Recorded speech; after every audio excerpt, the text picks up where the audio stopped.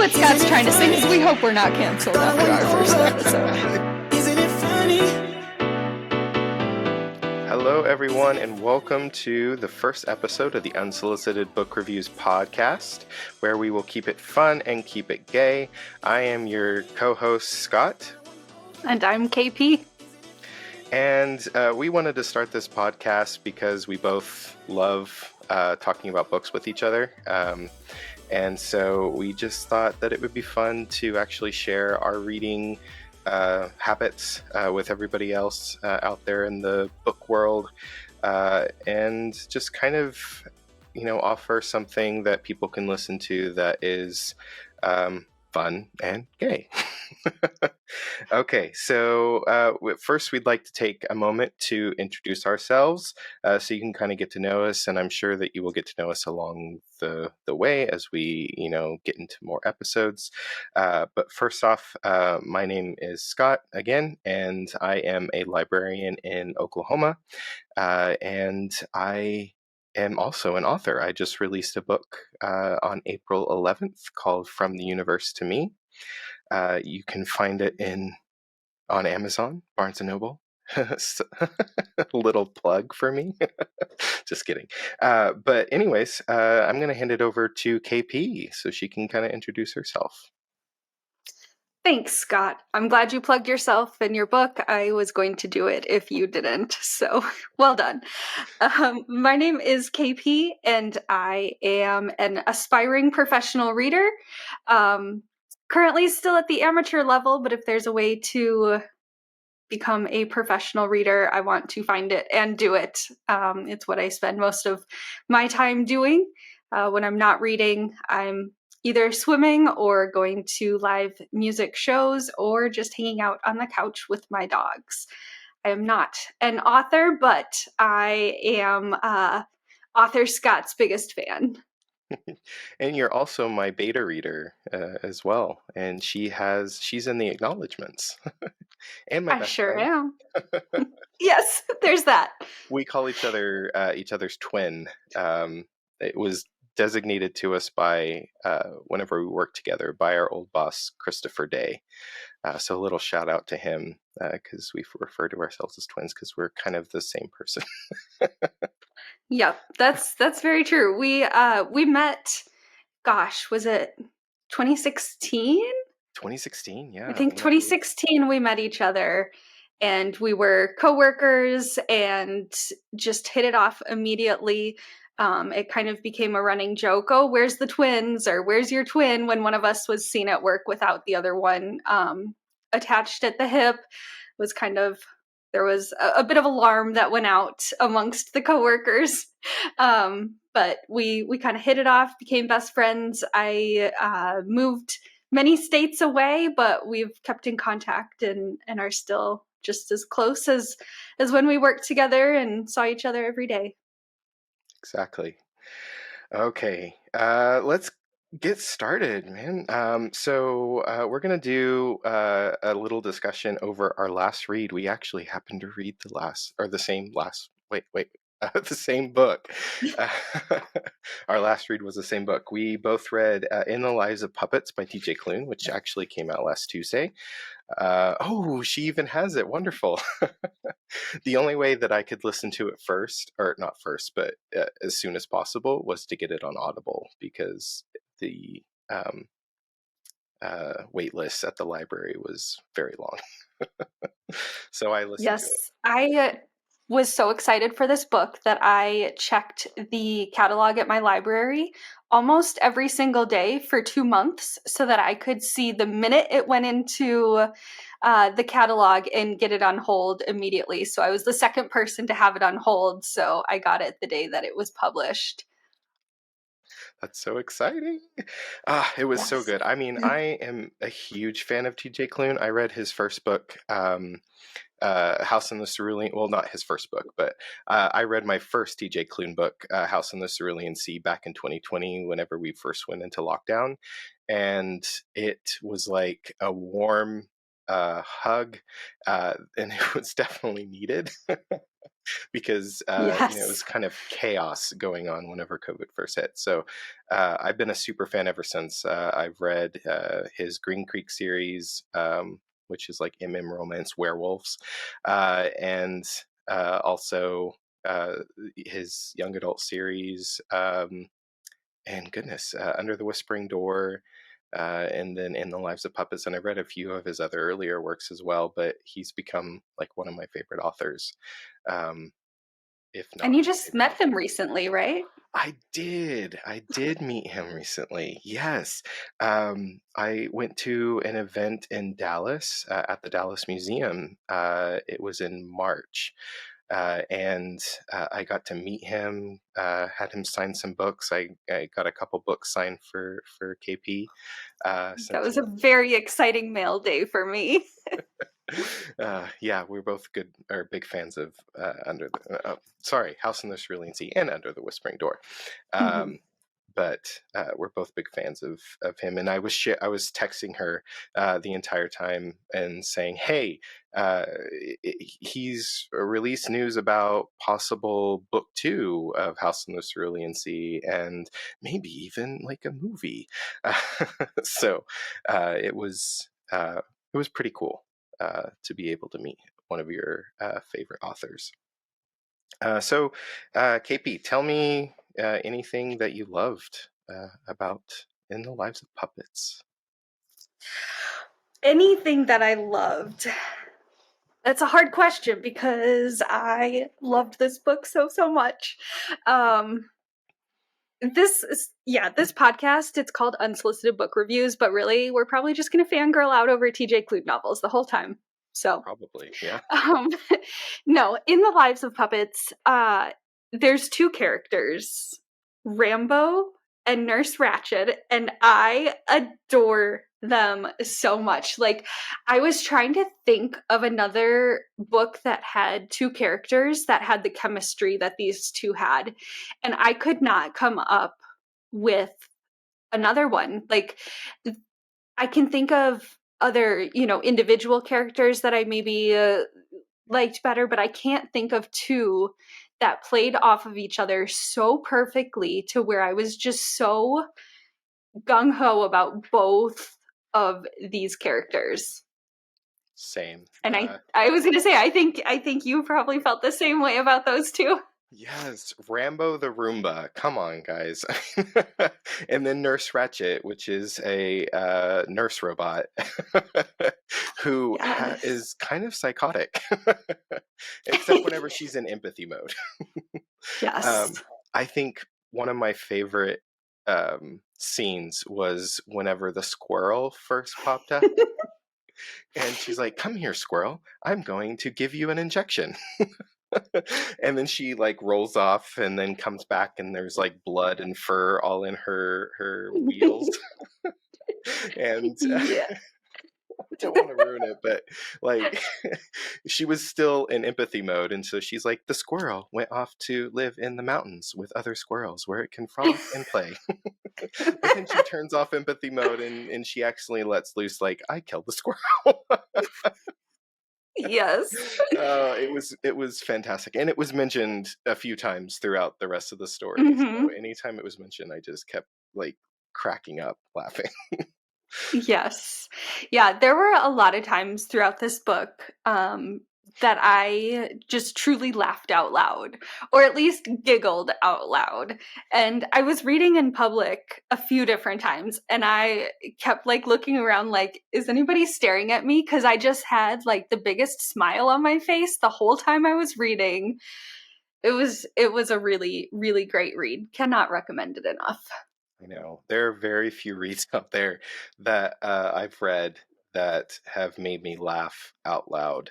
Um, there's been plenty that have made me cry, and this one made me cry a few times as well. Um, Hmm. Clune does a really good job of humor, but he also does a good job of ripping out your heart and stomping on it a few times. But it's always like your heart is stomped on while being hugged. Yeah, I yeah, don't know how that's possible, but that's how it is. I agree. I don't know how he does it, but Maybe we should steal some of his talent or something, take him hostage. I don't know. I Just didn't kidding. sign up for that plan. I'm totally kidding. I'm totally kidding. Um, just having be TJ, I'm sorry. I won't let him do that to you. Mr. Klune, you Yes, want to be Mr. our best friends? Oh, I would love that. Your picture's gonna be up at the entrance to all of his future author talks. No, no. I plan on going more to more of his events, so no. I'm just What? kidding. Totally kidding. Uh, we do not condone any type of capturing authors to become their best friend. Yes. Uh, um, also, I completely forgot that this book was a retelling of Pinocchio, and then whenever it first started, I was like, "Oh my god, this is a retelling of Pinocchio." But yeah, I completely forgot about that, and it was interesting. But I'm not a big fan of Pinocchio. Uh, I'm sorry, Pinocchio fans out there, but don't cancel us before we even get started. But I love this. I loved um, the robots. Like, I thought it was so creative to create this world with robots taking over the world, and um, thinking that the humans, well, obviously humans destroying the world. Um, we don't do that. What? And they, uh, take power, and the fact that they, uh, Clune, has them kind of build empathy, and slowly they start to become human, and care for, or at least a few of them start to care for each other. And even without empathy mode, like Nurse Ratchet, like she cares for our main character, and Rambo, and everybody else part of the team. And so it's really cool to see um, how even a machine can learn to love, just like a human can. Yeah, yeah, for sure. I definitely I can relate to Nurse Ratchet a little bit, in the sense that I have worked a call center customer service job, and I feel like I had to enter empathy mode a lot of times when I was taking calls, and it was just kind of going through the motions, and in the sense that you got to say the right things to the people so that you know. But I liked that as time went on, we kind of saw more depth to her other than just like engaging empathy mode. There. Um, that was always her first little tagline when she entered empathy mode was there. There, there. Um, so I liked her. I felt like even though it wasn't necessarily a focal point, I felt like her character arc was really good. Yeah, I agree with that. I loved this. Psychotic nature of her, but also like deep down she was very loving, and she even made a point, no spoilers or anything, but at the end where she was kind of like, maybe I'm not as psychotic as I think. Yeah. Well, I mean, I think she is, Oh, but because I think immediately after that she goes back into, here, let me open your heart. yeah. Peruse it a little bit. Can I do something murdery now, please? Yes, exactly.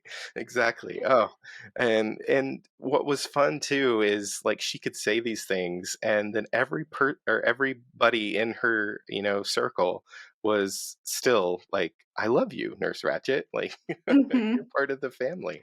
And so Yeah. that was really cool too. Like, uh, I think Clune does a fantastic job of really allowing his readers to see a world where everybody can be themselves, no matter who or what they are. And so it comes across in just like Nurse Ratchet, like she's allowed to have this, sadistic humor. Yep. um, and people still love her for that. Like, I don't know. I saw a little bit of myself in her as well, like you said, because I have a really dark humor, uh, and so I know. yes, you do know. And so it's fun to really see that. And he makes it as queer as possible, which is even better in my opinion. Yeah. And you just mentioned like they're a little family, and this wasn't like explicitly said, but it kind of is so representative of so many people in the queer community. They have their found family as opposed to their, biological family. Um and how found families are just as or even more important at times. So I thought that was really cool that this was like just the most beautiful little found family. Exactly. I love found family stories. And what I mean, even kind of like just kind of branching off that a bit, like he literally found Nurse Ratchet in a junkyard, and he literally Right. found Yeah. Rambo and Hap, and I just so it became literal. Like he created his own family, um, and they were just as receptive of the love and care of the family as he was. So yeah, I can't say enough. Like I just loved it. I loved it, and the narrator did a fantastic job too. Like he did a fantastic job with all the voices. So if you ever want to do a reread, you should definitely listen to the audiobook because he did a great job. I want to. I originally listened to The Cerulean Sea and Whispering Door before I read those. I listened to them. Um, so this is the first one of his books that I did the opposite. So I need to probably put it on hold now and get it 6 months from now, the audio copy. Yeah, yeah. Uh, I'm trying to remember. I think I read Cerulean Sea first, and then I listened to it, and then I went straight into the Green Creek series, which I read, um, and I still recommend that to people as long as they don't mind a little bit of graphic sex. But it doesn't happen until the end, and it actually adds to, like, it's part of the plot instead of like there's a lot of books out there that just like we're tiptoeing through the tulips and then sex. Let's go through the tulips again. And, I've read a few books like that, and it's just like jarring. But his the Green Creek series is probably my favorite series out there, um, which is a lot to say, I think. Yeah, no kidding. And they're being re-released, and the covers are freaking gorgeous. So I'm very excited. I've already received Wolf Song, which is the first one, and then Raven Song will be coming out, I think, in August. So I'm very excited because they're Oh, gorgeous nice. covers, and I don't think they've ever been released in hardback either. So they are being released in hardback now. Sorry, I got off on a tangent. Very It's cool. just I could talk about Klune like all day long. And his Like I stories. said, this is now the TJ Klune fangirl podcast. I'm sure we could come up with enough because he has tons of books. I don't know, before Cerulean Sea, like he has tons of books out there, and I just so there's plenty to talk about, and he has quite a few series as well. And it's funny too because there have been moments whenever he jokes like I don't do sequels, but there's quite a few series in his past. Oh, funny. Yeah. So I am hoping that we get a sequel to House on the Cerulean Sea. I mean, I would love to see a sequel to Cerulean Sea, Whispering Door, and The Lives of Puppets. But I think the way that they ended were, great. So if he doesn't, then I still think that readers are going to get a lot out of it. And um, I think the only reason why I'd want to see them, continue is because I love the characters so Hmm. much. He just creates such fun characters, um, like in Cerulean Sea, Lucifer. Lucy.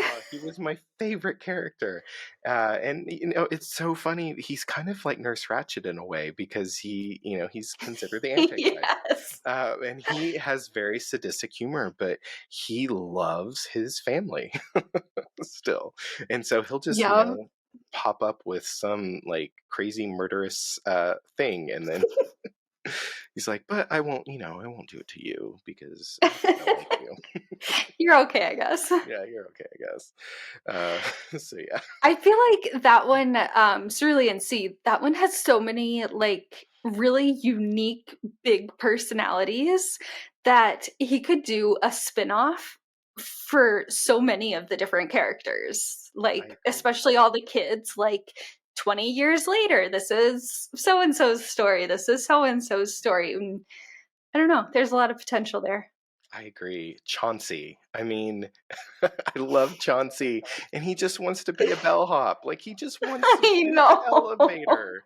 It's so He precious. just wants to wear the hat, and he wants to, have like the best thing, and he just wants to press buttons and talk to people as they ride the elevator up and down, which is just so I precious. just want to cry every time I think about him and his goal to be a bellhop. It's so I cute. know. It's so adorable. So I would love that. I would love to see, what happens to the kids 20 years later or something, Hmm. something along those lines. Uh, and I mean, I'd love to see what where the characters of Under the Whispering Door are too, because there were some fun characters in that one as well, and even Lives of Puppets, because it did Yeah. end. No spoilers now. Oh yeah, no spoilers, but it does end like, you know, they may have a happily ever after. You know, I don't know. Maybe. Maybe. Who's to Uh, say? yeah, yeah, but it was a good ending. I liked it a lot. Um, and something else and this is actually a question that I asked him whenever I met him. He writes um, good father characters. Yeah, like yes, they're flawed, and they may make bad decisions, but they are so loving of their children, and that's something that I think is really important, especially for queer authors to do, because a lot of us in the community um, may not have had great experiences with our parents or our fathers, especially after coming out. And so I think that I love the fact that he creates these flawed parents that no matter what, they're going to love you. Um, and I mean, he did that with Geo too. I feel like yes, Geo Hmm. made some very, I mean, it wasn't his fault. He was built for what he did. I'm not going to say exactly everything that he did, but um, he was just following his programming. uh, Hmm. but he still found a way to love his son. Yeah. Yeah. No, I love that perspective. I think that's so true. He writes a great father figures. Yeah. All right. So we've probably gushed about this book enough. Tell me what else you're reading now. Okay, yeah. So I am about to start Deadbeat Druid by David R. Slayton. This is the third book in the Adam Binder series. The first book was White Trash Warlock. And then it was Trailer Park Trickster was the second book. And then this one is the third and final book in the trilogy. And he is actually from Oklahoma. Originally, he's from Guthrie, Oklahoma, and he now lives in Colorado. And so the book actually the series takes place in Guthrie and in Denver. So it's kind of cool.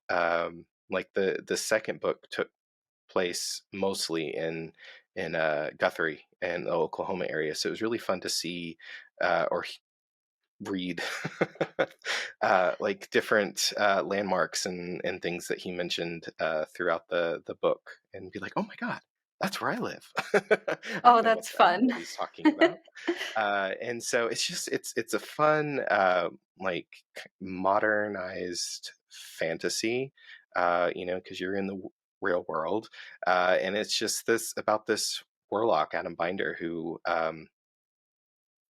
he is, maybe not the most powerful warlock, but he uh, is still out there trying to do good.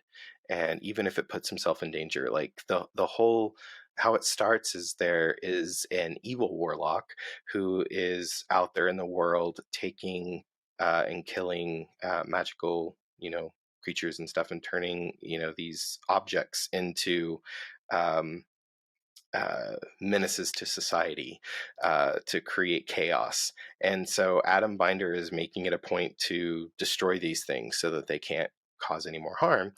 He does think that the warlock might be his father, um, who he hasn't seen in many, many years since he was a kid. I'm not going to ruin anything. So it's very, the whole time he's trying to figure out, uh, if this warlock is his actual dad.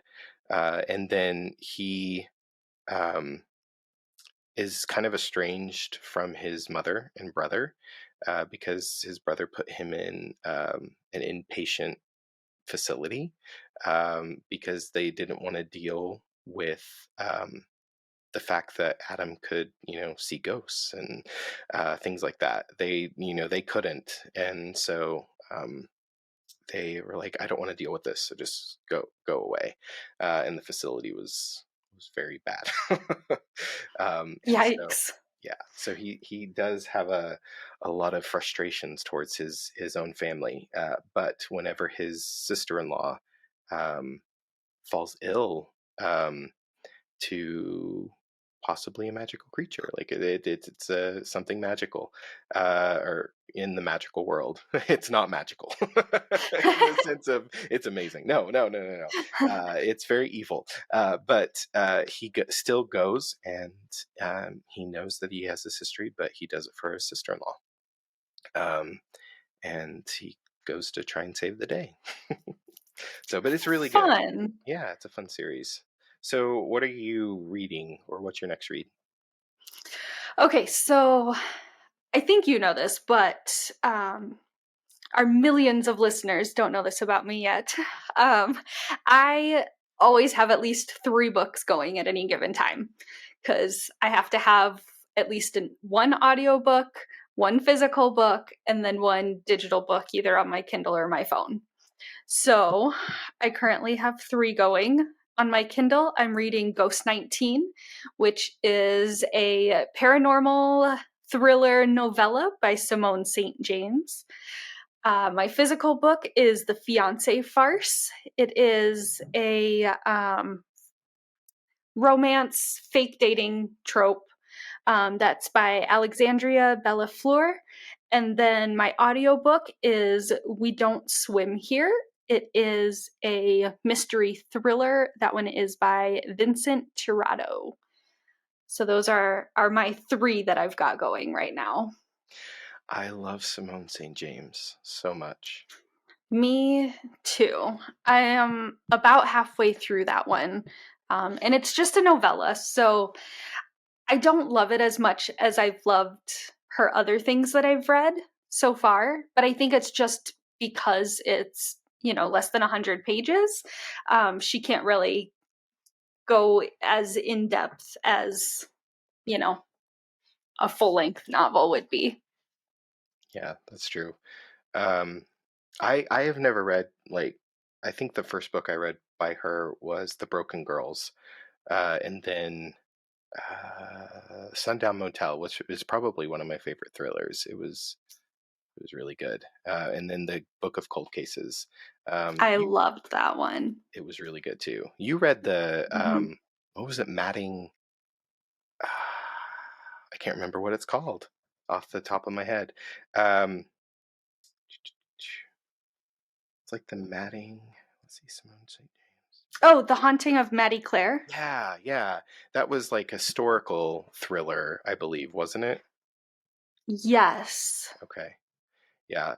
So I haven't read any of those because I think that's a series too. But I love her modern her modern works. I'm not a big historical fiction fan, but there have been a few out there that have made me very excited and happy. Yeah, same. Historical isn't usually my genre, but sometimes it hits right. Yeah, I agree. I agree. I think the last year, one of my favorite reads was The Seven Husbands of Evelyn Hugo. Uh, Mhm. so good. And I know it had, jump back and forth between past and present, but still, like, um, it was a fantastic read. Yeah, it was. I remember I recommended that one to you, and like I just kept waiting. Like, I want you to read this one so I can like relive it through you. So when you told me you were finally reading it, I was so excited. And I'm so happy that you loved it as much as I loved it. It did. It was fantastic. I didn't see everything coming, which was, because there's a little bit of a mystery in there. Hmm. And so I didn't see it coming. Uh, but I loved every minute of it. So it was a very Yeah. interesting novel. It Um, took a lot of hours for me to read that one, but I was not ever once feeling like, oh, I wish this would move along. I wish this would move along. It was one of those where I was like, she could have, 10 more husbands and I'd read every chapter. The 17 Husbands of Evelyn Yes. Hugo. That's a sequel. Oh, okay. Well, I don't know if there can be a sequel. spoiler alert. Spoiler alert. Um, okay, well, I think maybe before we get into any more spoilers, we are going to do a game, play a game with each other. Sorry. Every episode, it's our own. Well, not our own, but it's kind of like the book social media world's version of Fuck, Marry, Kill, and it's called Buy, Borrow, Boot. And so it's we are going to we're going to take three books from I will pick out three books from KP's read list on Goodreads, and then she will take three books from my read list on Goodreads, and we will propose them to each other, and we will have to let you know if we think you should buy it, borrow it from the library, or if you should boot it, which is skip it, or in the Fuck, Marry, Kill world, kill it. Um, No empathy mode here. no empathy mode here, exactly. So KP, you want to go first? Okay. So, the three books that I picked out from your Goodreads are Look Closer by David Ellis, People Like Us by Dana Mele. Did I pronounce that name right? I think so, Hopefully. yeah. And then Before We Disappear by Sean David Hutchison. Oh my gosh. Okay, hold on. Oh my goodness, that's a hard one. Oh God. Okay. You picked two. Okay, I can already tell you that People Like Us is definitely a boot for me. I was not a big fan of that one, so that's my boot. But the Before We Disappear by Sean David Hutchinson, and then Look Closer by David Ellis. Uh, Sean David Hutchinson is one of my favorite authors writing today. Um, he writes very traumatic uh, and fun. Like there's traumatic stories that he's written, and then there's also like really fun queer stories. And that one was it was historical fiction, but it had like a fantasy element where somebody, one of the characters had powers. And then David Ellis is Look Closer. Oh God, this is probably one of my favorite reads of this year so far. Okay, so I'm going to say Bye Before We Disappear by Sean David Hutchinson. And I'm going to say Borrow Look Closer by David Ellis. And then Boot, The People Like Us. Yeah, I think I'm okay. Final answer. All right, awesome. That And was fun. the good news is the library lets you borrow things more than one time. So like That is if true. you did Yeah, need it to reread it, you could do that.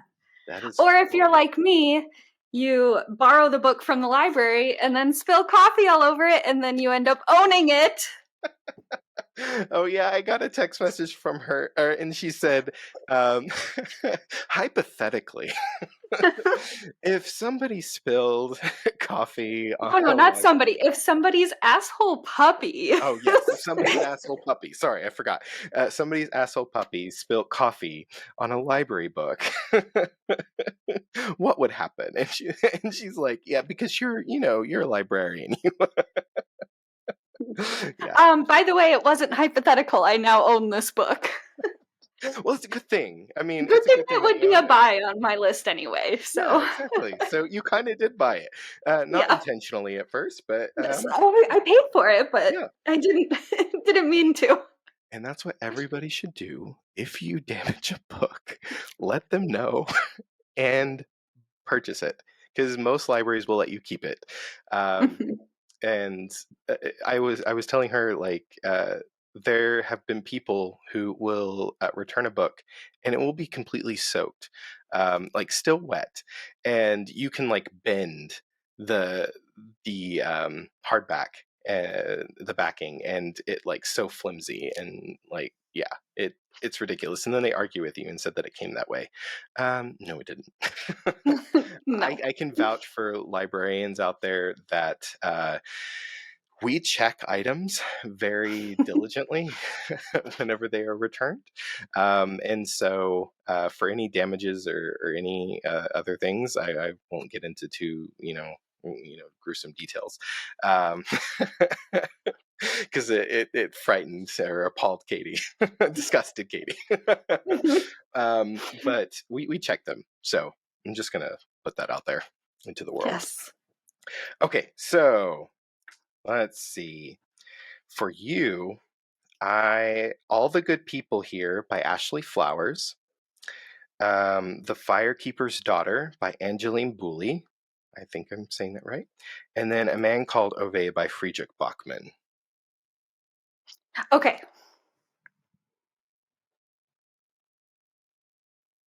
It's not easy, is it? No, I said okay so confidently, like, oh, I know exactly. Okay. A Man Called Ove is by. That book was so good. Okay.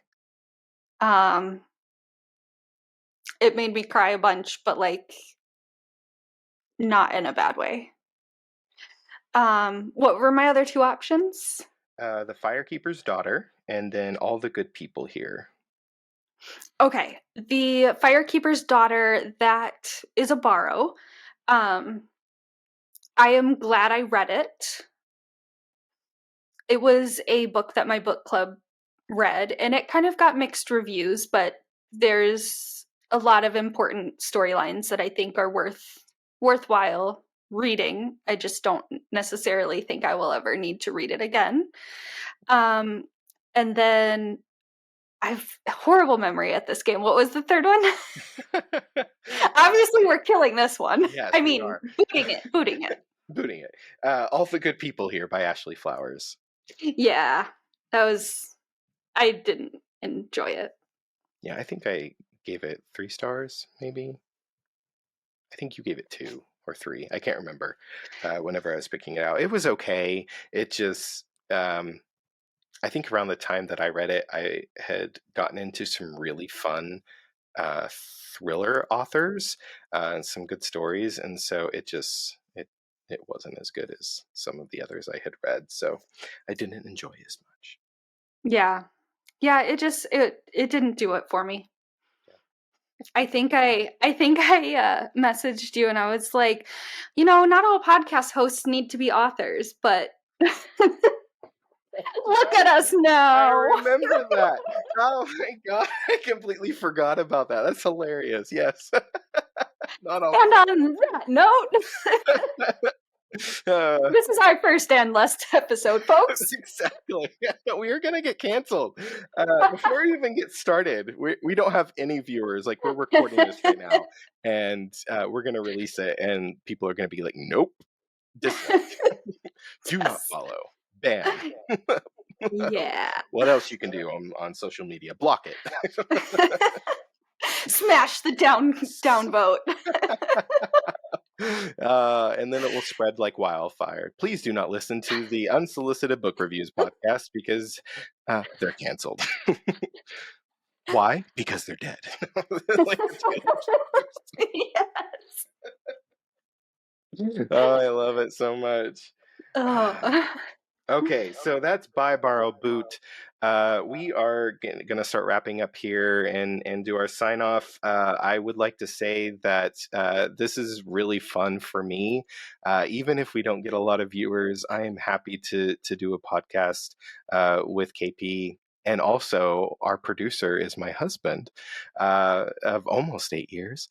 And so I'm very excited to get to do this, and discussing what I love is books. I mean, I would be an awful librarian if I didn't love books. And you would be an awful, professional reader. Aspiring professional reader. Yes, sorry, aspiring professional reader if you didn't like books.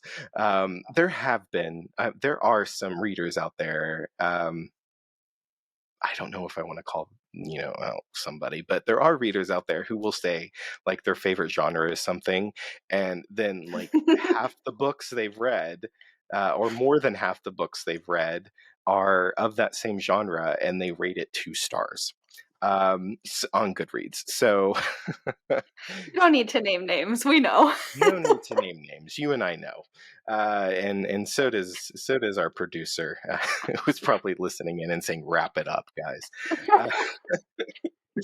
But okay, so anyways, I hope that you all have enjoyed, just kind of hanging out with us, and that's something that we want to do with this podcast. Is we just want to kind of hang out and talk about books. I don't think we'll ever be very formal or anything like that. We just want to have fun. And partly just because you and I can't really take anything seriously. We just pretty much, yeah. Everything turns into a joke. So dark and dirty jokes all around. We are Nurse Ratchet. I would never make a dark or dirty joke if my parents are listening. That's not me. But sorry, Angel.